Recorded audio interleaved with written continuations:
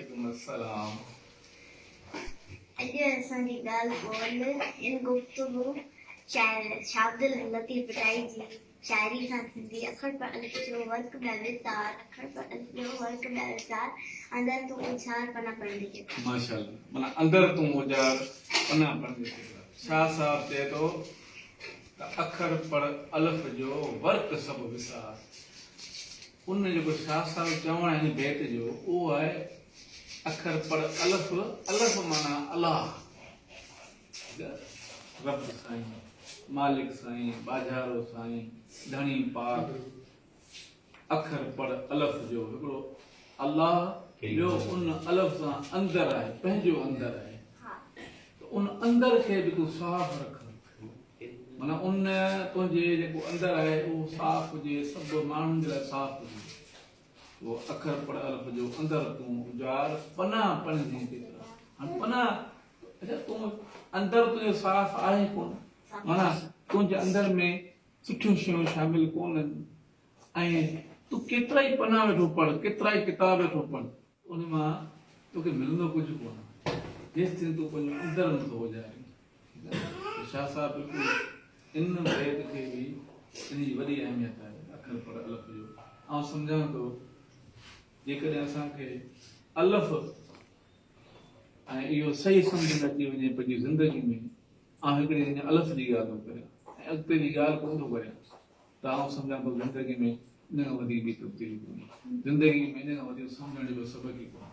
तो शानी तव्हां ज़बरदस्त ॿुधायो, ॿियो सभु ख्याल लॻो पियो आहे। ॿियो तव्हां छा तव्हां छा अॼु पंहिंजी डिस्कशन तव्हां छा ॻोठ वारा जेके माण्हू आहिनि न छोकिरियुनि खे स्कूल नथा मोकिलिनि। अच्छा ॻोठ जा माण्हू जेके आहिनि से उहे पंहिंजी छोकिरियुनि खे स्कूल कोन था मोकिलिनि।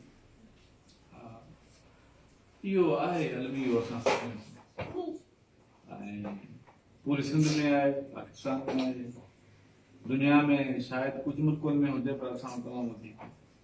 त जेके माइट आहिनि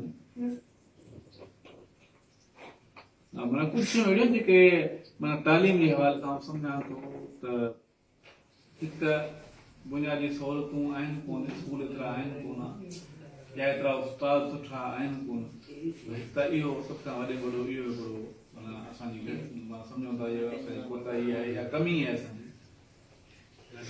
उन खां अलावा कुझु ॿियूं शयूं आहिनि। सची पुछी न शानी, आउं तव्हां दिलि वारी ॻाल्हि कयां, सची ॻाल्हि कयां, उहो इहो आहे त असां वालदेन जंहिं ॾींहुं तय करे छॾियूं त असांखे पंहिंजो औलाद पढ़ाइणो आहे ऐं औलाद में ख़ासि करे न्याणी खे पढ़ाइणो आहे, सची ॿुधायां तव्हांखे त घटि स्कूल हुजणु या उस्ताद हुजणु इहो बहानो बि नथो थिए।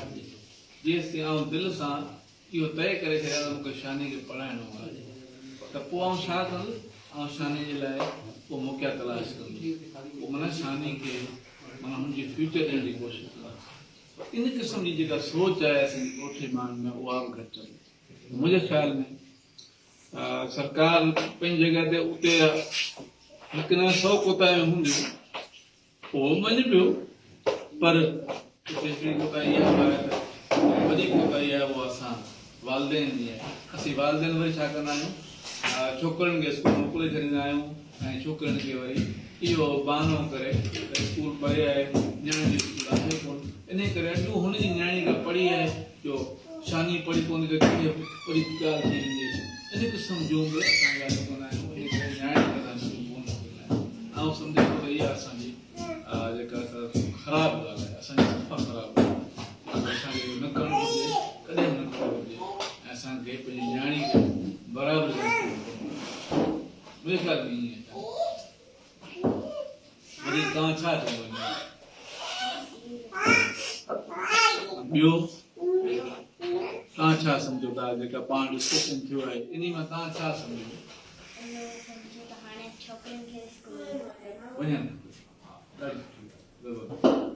वञनि पोइ सुभाणे वरी मिलंदासीं नए बोल सां इंशाल्लाह। थैंक यू शानी।